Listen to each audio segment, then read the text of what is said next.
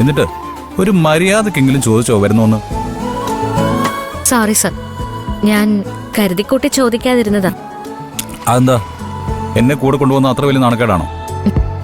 സാറിനെ പോലെ ഒരാളുടെ കൂടെ നടക്കുക എന്ന് പറഞ്ഞാല് അത് തെച്ചിക്കോട്ട് രാമചന്ദ്രന്റെ മുമ്പിൽ നടക്കുന്ന പോലെയാ.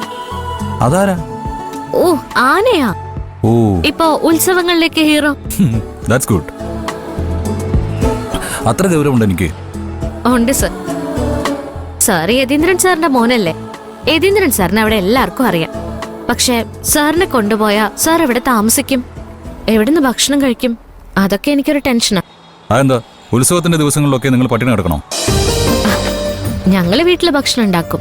പക്ഷെ സാറിന് അതൊക്കെ... ഒരു കാര്യം എനിക്ക് മനസ്സിലായി. ഞാൻ കുറേയൊക്കെ തന്നെ മനസ്സിലാക്കാൻ ശ്രമിച്ചിട്ടുണ്ട്. പക്ഷേ എന്നെക്കുറിച്ച് ഒരു കാര്യം പോലും തനിക്കറിയില്ല. എടോ, ഞാൻ എപ്പോഴെങ്കിലും ഭക്ഷണത്തിന് നിർബന്ധബുദ്ധി കാണിച്ചിട്ടുണ്ടോ?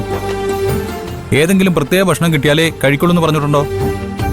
എനിക്ക് വിശന്ന എന്റെ മുമ്പിലെത്തുന്ന ഭക്ഷണം വയറ് നിറച്ച് കഴിക്കും.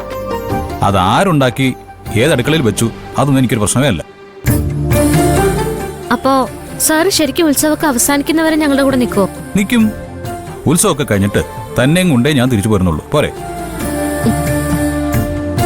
അതോ ഇനി ഞാൻ തിരിച്ചു വരില്ലെന്നുള്ള പേടി കൊണ്ടാണോ? ഇപ്പൊ എനിക്ക് അങ്ങനെ പേടിയില്ല. കാരണം ഞാൻ നേരത്തെ പോയാലും താൻ തിരിച്ചു വരുമെന്ന് എനിക്ക് ഉറപ്പാ. അതെന്താ അത്ര വലിയ ഉറപ്പ്?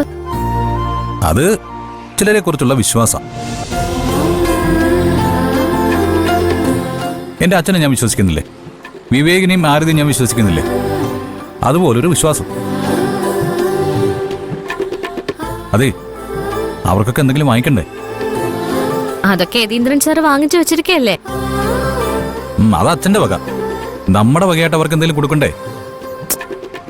ഇനി അതൊന്നും വേണ്ട സർ. അതൊന്നും പറ്റില്ല. ഇനി അഥവാ നിർബന്ധമാണെങ്കിൽ നമ്മൾ ഉത്സവപ്പറമ്പിൽ പോകുമ്പോ എന്തെങ്കിലുമൊക്കെ അവിടെ കാണും. അതിലെന്തെങ്കിലും വാങ്ങിച്ചു കൊടുത്താൽ മതി.